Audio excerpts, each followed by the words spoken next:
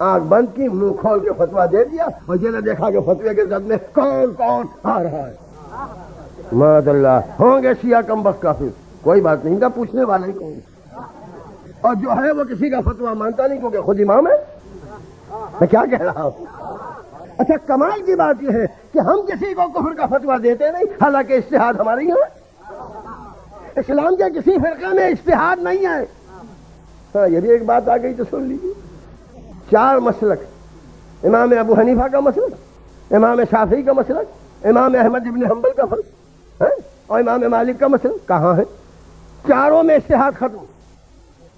نہ امام ابو حنیفہ کے کسی عالم کو امام ابو حنیفہ کے فتوے کو ریوائز کرنے کا حق ہے، اور نہ اجتہاد کرنے کا حق ہے۔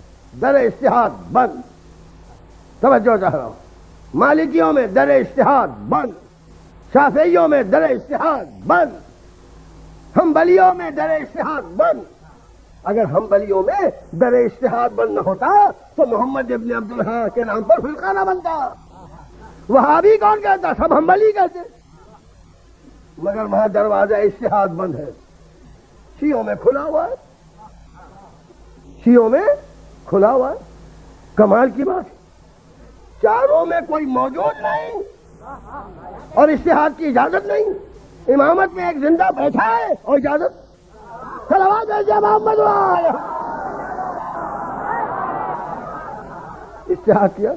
ابھی 1 سال بھر پہلے شاہ فہد نے تمام علماء اسلام کو ریاض میں جمع کی، اور جمع کرنے کے بعد میٹنگ کی اور کہا کہ میں آپ سے یہ خواہش کرتا ہوں کہ آپ دروازہ اجتہاد کو کھولیے۔ امام بند کر گئے، کون کھولے؟ تو لوگوں نے کہا صاحب ہمارے یہاں اجتہاد نہیں ہے، ہم کیسے اجتہاد کریں گے؟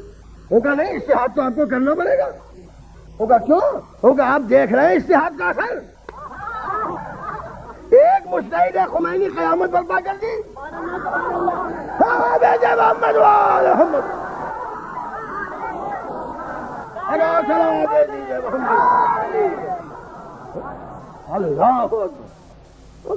اللہ آپ نہیں پڑھی ہے، کچھ پڑھی اپنے اپنے مسلک کی بات۔ اب دوسرا ٹیڑھا سوال ہے، خلیفہ اول کیا پڑھتے تھے، سیوم کیا پڑھتے تھے؟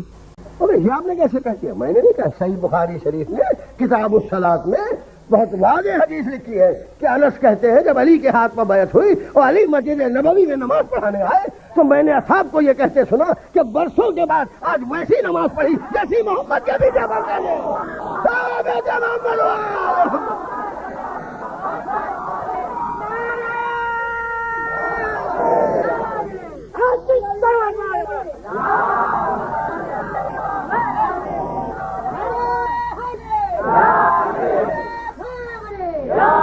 بس دامن وقت میں گنجائش نہیں، اس کی ایک اہم کڑی ہے، وہ انشاءاللہ کل شروع میں کر دوں۔ اجتہاد بند، اجتہاد بند۔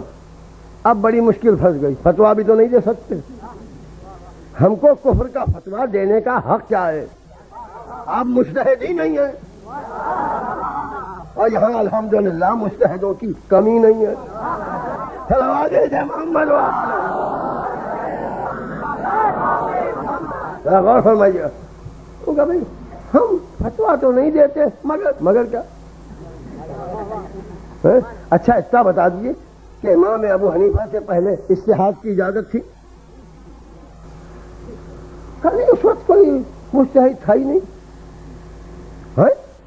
رسول اللہ سے لے کے امام ابو حنیفہ تک کوئی مجتہد ہی نہیں ہوا، تو کوئی مجتہد نہیں تھا۔ تو یہ قتل جواز حسین کا فتویٰ کس بنیاد پر دیا گیا؟ ذرا غور فرمائیے گا۔ وہ تو یزید نے حاصل کیا تھا، کس سے حاصل کیا؟ علماء سے۔ کیا فتویٰ؟ انہوں نے لکھا کہ چونکہ حسین یزید کے ہاتھ پر بیعت سے انکار کر رہے ہیں لہذا واجب القتل ہے۔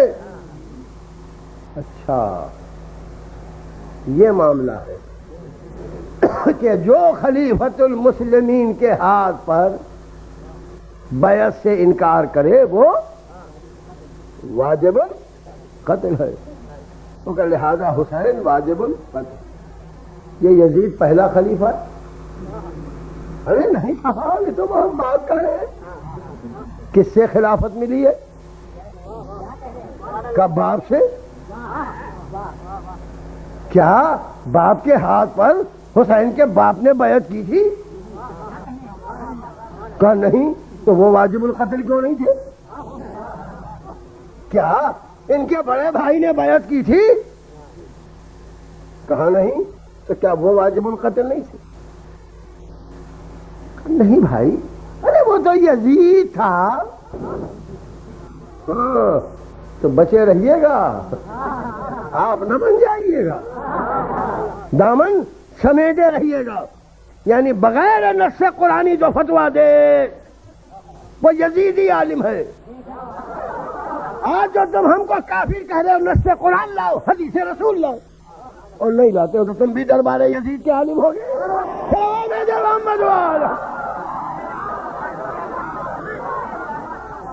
توجہ، میں پوچھوں گا کہ جنہوں نے فتویٰ قتل حسین دیا کیوں دیا؟ ارے یزید نے دلایا. کہے سے دلایا یزید نے؟ کب؟ پیسے سے. تو آج بھی بڑے پیسے والے یزید ہیں. جب اتنا بتا دیا کہ جنہوں نے حسین کے قتل کا فتویٰ دیا انہوں نے یزید سے رقم لے کے دیا، تو اتنا اور کھل جاؤ کہ تم نے جو ہم کو کافر ہونے کا فتویٰ دیا یہ کس سے پیسہ لے کے دیا؟ محمد کس سے پیسہ لے کے دیا؟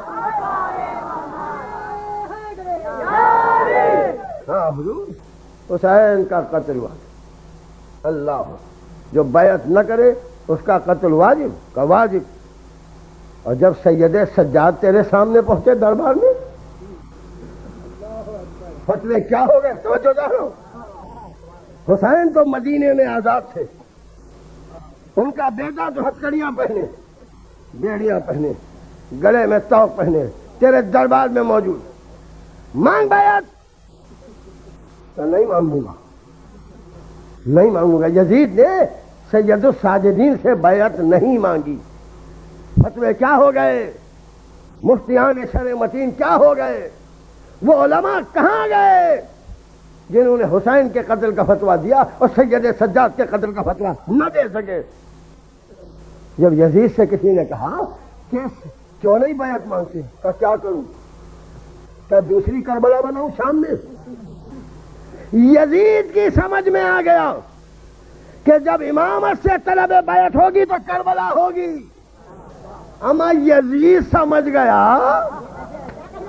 تم کیسے یزید ہو کہ تمہاری سمجھ میں نہیں آتا. محمد کیسے یزید؟ اچھا بیعت کی بات تھی تو کاشانے کٹا دیں گے، بیعت نہیں کریں. جنازے پامال ہوں گے، بیعت نہیں کریں گے. 3 دن بھوکے رہیں گے، بیعت نہیں کریں گے. پیاسے رہیں گے، بیعت نہیں کریں گے. حسین کے ساتھی کیا سمجھتے تھے؟ کیا سمجھتے تھے کربلا؟ یہ تو شب عاشور معلوم ہوا جب حسین نے چراغ گل کر دیا. جس کو جانا ہے وہ چلا جانا ہے، مگر جب چراغ روشن کیا تو لوگوں کے چہرے چاند کی طرح چمک رہے. حبیب تم نہیں گئے؟ جو ہے تم نہیں گئے. تو کھڑے ہو کے انصاران حسین نے کہا مولا آپ کیا فرما رہے ہیں؟ آپ امام وقت ہیں، آپ کو چھوڑ کے ہم جا کیسے سکتے؟ ہم نہیں جا سکتے. 70 مرتبہ مارے جائیں، ہماری لاشیں جلائی جائیں، ہماری خاک فضا میں منتشر کر دی جائے، اور پھر اللہ ہمیں پیدا کرے تو انہی قدموں میں رہیں گے. اس کا نام ایمان ہے.